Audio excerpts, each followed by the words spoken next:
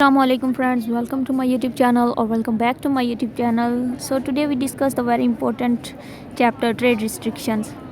Basically in this chapter we discuss what is the tariff and what its impacts on international free flow of international trade.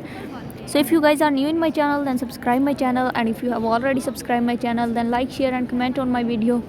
So anyway, we start. What is tariff or what is commercial policies? First of all, the first question is what is commercial policies? Basically, to answer this question, practically all the nations impose some restriction on the free flow of international trade, and these restrictions and regulations deal with the nation's trade or commerce. They are generally known as trade or commercial policies. In simple words आप ये कह सकते हैं कि वो सारी restriction जो nation कोई भी इम्पोज करती है ट्रेड पे, जब हम ट्रेड पे कोई भी रिस्ट्रिक्शन लगा देती हैं इंटरनेशनली तौर पर, तो उसको हम कहते हैं कमर्शियल पॉलिसीज़ या ट्रेड पॉलिसीज़। ठीक है, जो भी रिस्ट्रिक्शन कोई भी नेशन लगाती है। उसके बाद हमारी सबसे इम्पोर्टेंट जो रिस्ट्रिक्शन है वो है टैरिफ। टैरिफ क्या है कि टैरिफ इज़ अ टैक्स और ड्यूटी, मतलब टैक्स भी वही चीज़ है, ड्यूटी भी वही चीज़ है, बस नेम डिफरेंट है। ठीक है, levied on the traded commodity as it crosses a national boundary, कि वो टैक्स जो हम किसी ऐसी कमोडिटी पे लगाते हैं जब वो किसी भी बाउंड्री से या आ रही होती है या जा रही होती है, जब वो बाउंड्री को क्रॉस करती है। और इस चैप्टर में हम बेसिकली इंपोर्ट टैरिफ और एक्सपोर्ट टैरिफ को डिस्कस करेंगे। इंपोर्ट टैरिफ कौन सा होता है? Import tariff is a duty on the imported commodity, कि वो कमोडिटी जो किसी कंट्री से हमारी तरफ आ रही है हम उस पर टैरिफ लगा दें। ठीक है, या एक्सपोर्ट टैरिफ होता है जब हमारे कंट्री से किसी दूसरी कंट्री में जा रही होती है तो हम उस पर टैरिफ लगा दें। तो ये होता है इंपोर्ट टैरिफ और एक्सपोर्ट टैरिफ। लेकिन इस चैप्टर में हम ज़्यादातर डिस्कशन इंपोर्ट टैरिफ से करेंगे, क्योंकि इंपोर्ट टैरिफ जोन है उस पर गवर्नमेंट या नेशन जो भी है वो टैरिफ लगा देती है। गवर्नमेंट टैरिफ इम्पोज कर देती है इंपोर्टेड कमोडिटी पर, ताकि किसी भी दूसरे मुल्क से चीज़ें कम आए और जो हमारी कंट्री में प्रोड्यूस हो रही हैं वो ज़्यादा यूज़ हों। और कोई भी कंट्री ऐसी नहीं है जो अपने एक्सपोर्ट पर टैरिफ लगाए। बहुत कम नेशंस ऐसी हैं जो एक्सपोर्ट पर टैरिफ लगाती हैं। ठीक है, एक्सपोर्ट का मतलब हमारे कंट्री की बनाई हुई चीज़ें किसी दूसरे कंट्री में जाएँ, बल्कि इससे तो हमारी इकॉनमी ग्रो करेगी, तो इसलिए गवर्नमेंट ये रिस्ट्रिक्शन नहीं लगाती। इंपोर्ट टैरिफ लगाती है लेकिन एक्सपोर्ट नहीं लगाती। लेकिन सम इंडस्ट्रियल कंट्रीज़ में या डेवलपिंग कंट्रीज़ में एक्सपोर्ट पर भी टैरिफ लगाया जाता है। क्यों? क्योंकि वो अपना रेवेन्यू जनरेट करना चाहते हैं, अपनी इनकम इंक्रीज़ करना चाहते हैं, तो इसके लिए वो सम टाइम एक्सपोर्ट पर भी लगा देते हैं। लेकिन ज़्यादातर सिर्फ इंपोर्ट पर ही लगता है, तो इसलिए हम सिर्फ बात करेंगे इंपोर्ट टैरिफ की। उसके बाद टैरिफ की डिफरेंट टाइप्स आ जाती हैं, जिसमें हमारे पास एड वैलोरम टैरिफ आ जाता है, स्पेसिफिक और कंपाउंड टैरिफ आ जाता है। फर्स्ट ऑफ ऑल हम डिस्कशन करते हैं what is ad valorem tariff. Ad valorem tariff वो टैरिफ होता है, it is expressed as a fixed percentage of the value of the traded commodity. ठीक है, कि किसी भी ट्रेडेड कमोडिटी में, जो कमोडिटी ट्रेड के लिए यूज़ हो रही है, उस पर जब हम फिक्स्ड परसेंटेज के हिसाब से टैरिफ लगाते हैं तो वो हमारा होता है add valorem tariff. For example कोई भी ग्लास है, उसकी प्राइस है 1000 रुपीज़, अब हम उस पर टैरिफ लगा देते हैं 10%। जब हम इसको डिवाइड करेंगे 10 डिवाइडेड बाई 100 मल्टीप्लाई बाई 1000, तो हमारे पास आंसर आ जाएगा 100 रुपीज़। तो मतलब उस एक गिलास पर जिसकी प्राइस है 1000, उस पर जो टैरिफ लगा है वो है 100 रुपीज़। उसके बाद नेक्स्ट है हमारे पास स्पेसिफिक टैरिफ। स्पेसिफिक टैरिफ में हमारे पास बेसिकली आ जाता है specific tariff is expressed a fixed per physical unit of the traded commodity. इसमें बेसिकली हम वैल्यू को इग्नोर करते हैं। ठीक है, किसी भी कमोडिटी की वैल्यू नहीं देखते, बल्कि पर यूनिट के हिसाब से टैक्स लगा देते हैं, टैरिफ लगा देते हैं। ठीक है, और हमारे पास नेक्स्ट है कंपाउंड टैरिफ। कंपाउंड टैरिफ वो होता है जो मिक्सचर है एड वैलोरम टैरिफ और स्पेसिफिक टैरिफ। जब हम इन दोनों को प्लस कर देते हैं तो वो हमारे पास आ जाता है कंपाउंड टैरिफ। ठीक है, और एक और चीज़ यहाँ पर इंपॉर्टेंट है कि वर्ल्ड वार 2 के बाद जो टैरिफ है वो शार्पली तौर पर रिड्यूस हुआ था। बहुत से कंट्रीज़ ने टैरिफ इम्पोज करना छोड़ दिया था, बल्कि फ्री ट्रेड को वो ज़्यादा प्रेफर करते थे, क्योंकि उस टाइम वर्ल्ड वार 2 थी और इकॉनमी की सिचुएशन इस लिहाज से ख़राब थी थोड़ी, इसलिए बहुत से कंट्रीज़ फ्री ट्रेड को प्रेफर करते थे। उसके बाद अब हम बात करेंगे partial equilibrium analysis of a tariff.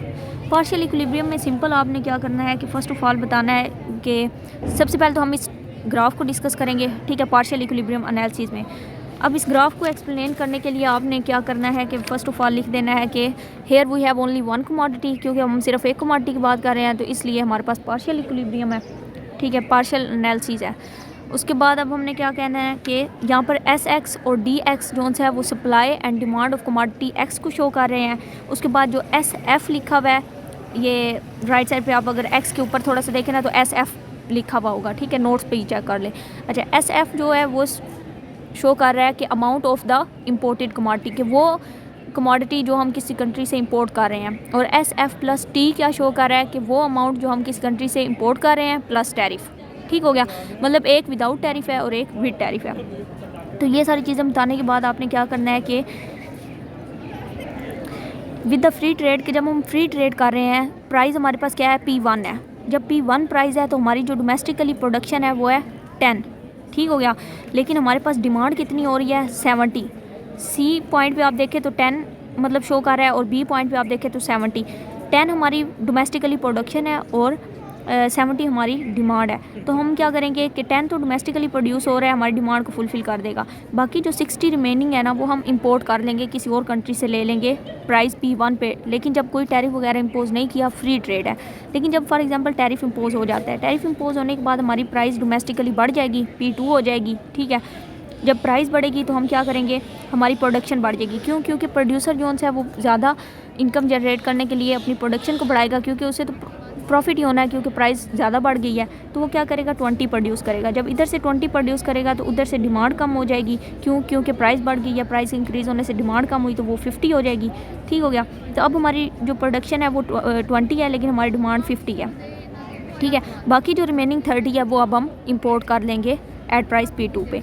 अब जो एरिया है ना JMHN, सॉरी ये हम बाद में डिस्कस करते हैं। ओके, इतना आपको क्लियर हो गया होगा। इसके बाद अब आपने क्या कहना है कि हमने टैरिफ चेक करने के लिए, अब इसमें यह है कि हमने सिंपल अपनी वेलफेयर चेक करने के लिए, ठीक है, कि टैरिफ के बाद हमारी वेलफेयर पे क्या इफेक्ट होता है, और टैरिफ से पहले हमने क्या कर देना है, कंज्यूमर सरप्लस और प्रोड्यूसर सरप्लस को डिस्कस करना है। ठीक है, कंज्यूमर सरप्लस और प्रोड्यूसर सरप्लस की जो डेफिनेशन है वो ये है कि कंज्यूमर सरप्लस हम कहते हैं एरिया बिलो द डिमांड कर and above the price line, और प्रोड्यूसर सरप्लस होता है area below the supply line and above the price line. 2 minute, sorry. Okay, जो प्रोड्यूसर सरप्लस होता है वो होता है basically area below the price line and above the supply कर। अब आप देखें कि विदाउट टैरिफ हमारे पास जो कंज्यूमर सरप्लस है वो क्या बन रहा है। अब हमने बोला था कि एरिया बिलो द डिमांड कर अबव द प्राइस लाइन, तो वो एरिया बन रहा है AKB। ठीक है, आप नोट्स पर देखेंगे तो वहाँ पर पॉइंट लिखे हुए होंगे। AKB हमारा कंज्यूमर सरप्लस बन रहा है विदाउट टैरिफ। ओके, SF पे। लेकिन जब हम प्रोड्यूसर सरप्लस की बात करें तो वो हमारे पर बन रहा होगा 0AC। अब 0AC क्यों बन रहा है, क्योंकि हमने डेफिनेशन के अकॉर्डिंग चलना है, और डेफिनेशन क्या थी, area below the price line above the supply कर। ठीक हो गया, अब हम बात करते हैं टैरिफ के साथ। अब टैरिफ के साथ अगर कंज्यूमर सरप्लस और प्रोड्यूसर सरप्लस को देखना है तो वो हमारे पास किस तरह देखा जाएगा। अब वही डेफिनेशन आपने माइंड में रखनी है कि एरिया बिलो द डिमांड कर and above the price line. अगर यहाँ पर देखें तो अब हमारे पास प्राइस P2 पे हमने देखना है, तो यहाँ पर हमारे पास GKH एरिया जोन है वो कंज्यूमर सरप्लस बन रहा है, और जो प्रोड्यूसर सरप्लस है वो बन रहा है एरिया 0GJ। ठीक हो गया, ये एरिया बन रहा है। अब हम इनकी कैलकुलेशन करना है मैथमेटिकली कैलकुलेशन के लिए आपको, मतलब वो आप यहाँ से देखेंगे ना तो आपको ऑटोमेटिकली समझ आ जाएगी। ठीक है, अगर फिर भी कोई फर्दर इशू होता है तो आपको कमेंट में बता दें, फिर इंशाल्लाह आपको वो गाइड कर दिया जाएगा। मैथमेटिकली जब इसकी कैलकुलेशन करेंगे तो मैथमेटिकली कैलकुलेशन के बाद आंसर में क्या आएगा कि कंज्यूमर सरप्लस जोन है वो जब टैरिफ लगता है रिड्यूस हो जाता है। ठीक है, जब कंज्यूमर सरप्लस रिड्यूस होता है तो इससे क्या होता है कि कंज्यूमर को नुकसान होता है, लेकिन प्रोड्यूसर का बेनिफिट होता है। क्यों? क्योंकि प्रोड्यूसर जोन है वो ज़्यादा प्रॉफिट अर्निंग के चक्कर में, मतलब प्राइस बढ़ गई है, ज़्यादा प्रॉफिट अर्न करेगा, और ज़्यादा प्रॉफिट अर्निंग के चक्कर में वो ज़्यादा प्रोडक्शन करेगा और उसका बेनिफिट हो जाएगा। अब एरिया जो JMHN है ना वो हमारे पास गवर्नमेंट रेवेन्यू है, लेकिन जो एरिया है CJM एक ट्रायंगल और HNB दूसरी ट्रायंगल, ये हमारे पास डेड वेट लॉस है। ठीक हो गया, तो इस तरह आपने इसकी एक्सप्लेनेशन कर देनी है। थोड़ी सी क्रिटिकल थी ये ग्राफ, लेकिन ये है कि अगर आपको समझ ना आए तो आप कमेंट में बता दें, इंशाल्लाह इसका कोई और सोल्यूशन निकल आएगा। और उसके बाद नेक्स्ट हमारे पास है the theory of tariff structure. इसमें हमारे पास बेसिकली हमने रेट ऑफ इफेक्टिव प्रोटेक्शन को डिस्कस करना है। ठीक है, ये इंट्रोड्यूस हुआ था कंसेप्ट 1960 में। हमारा जो बेसिक पर्पज़ है रेट ऑफ इफेक्टिव प्रोटेक्शन को पढ़ने का वो ये है कि how much nominal tariff give protection to domestic firms. ठीक है, इसकी वजह से हम रेट ऑफ इफेक्टिव प्रोटेक्शन को के कंसेप्ट को डिस्कस करेंगे।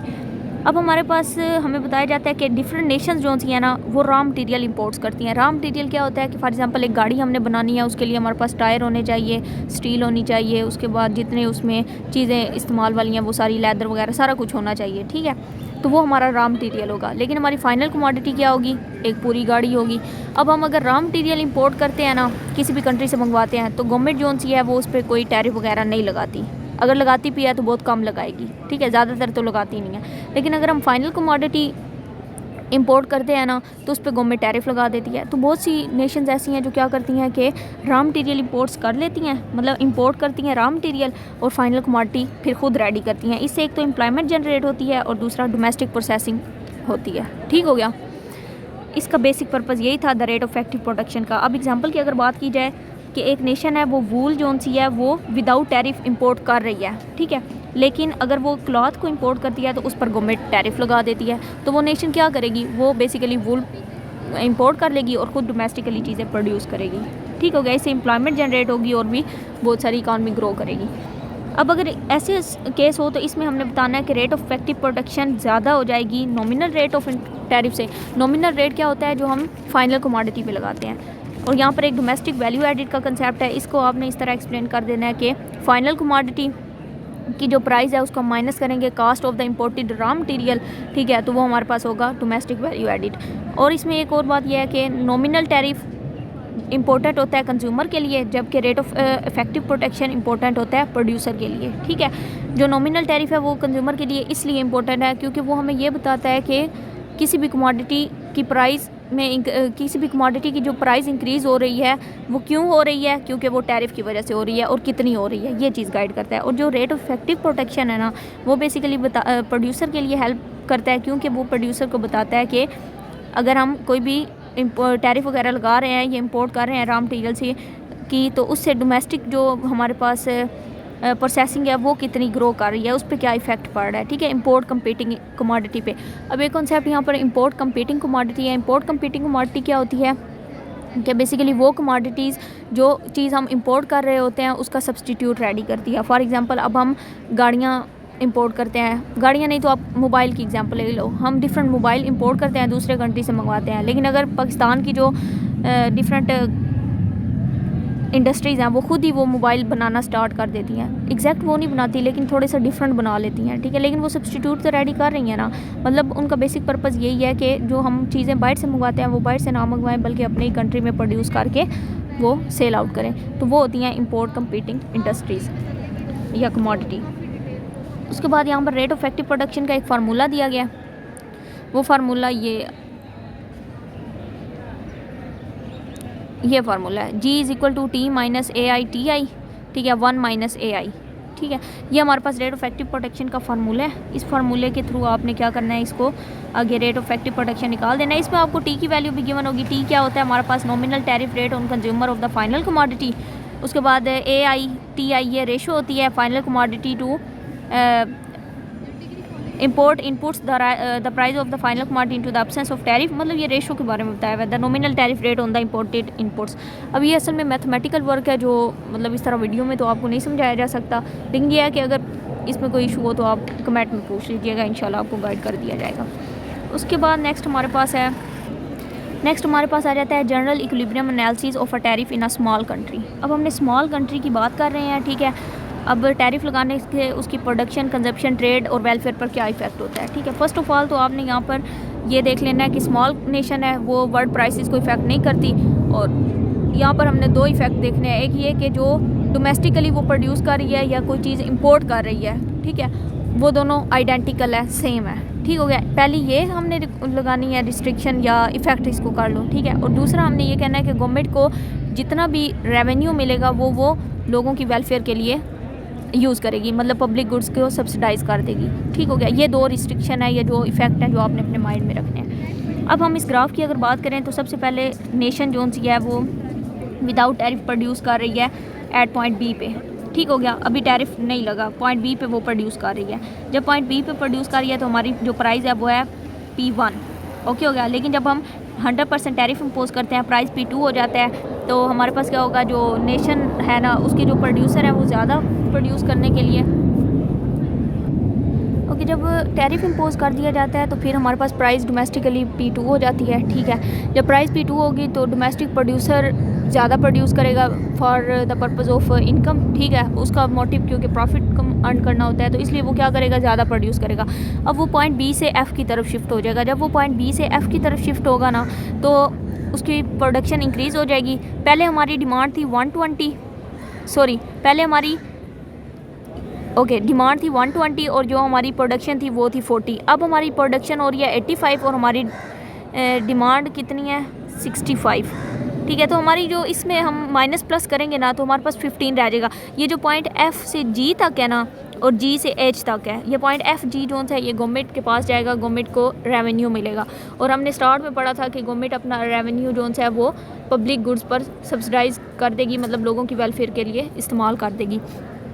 उसके बाद अब इसमें जो एक पॉइंट है ना, वो ये है कि जब विदाउट टैरिफ हमारा जो इक्विलिब्रियम पॉइंट था वो पॉइंट ई था, लेकिन विद टैरिफ जो हमारा इक्विलिब्रियम और वेलफेयर पॉइंट है वो एच प्राइम है। ये दो बहुत ही इंपॉर्टेंट पॉइंट है कि हमारा विद टैरिफ एच पॉइंट है, मतलब एच प्राइम जोन है वो वेलफेयर है, और हमारा विदाउट टैरिफ जोन है वो ई जोन सा पॉइंट है, वो वेलफेयर वाला पॉइंट है, ठीक है। तो इसमें बेसिक यही दो चीज़ें इंपॉर्टेंट है। फिर हमने रिडक्शन, इसके दो इफेक्ट और बताने हैं। वो ये है कि इसमें रिडक्शन इन ट्रेड वॉल्यूम हुई है, मतलब ट्रेड वॉल्यूम में रिड्यूस हुआ है, नेगेटिव इम्पैक्ट पड़ा है वेलफेयर पर, क्योंकि पहले ज़्यादा प्रोड्यूस करते, प्राइस बढ़ गई, तो उससे क्या होगा कि प्राइस के बढ़ने से वेलफेयर कम हो जाएगी।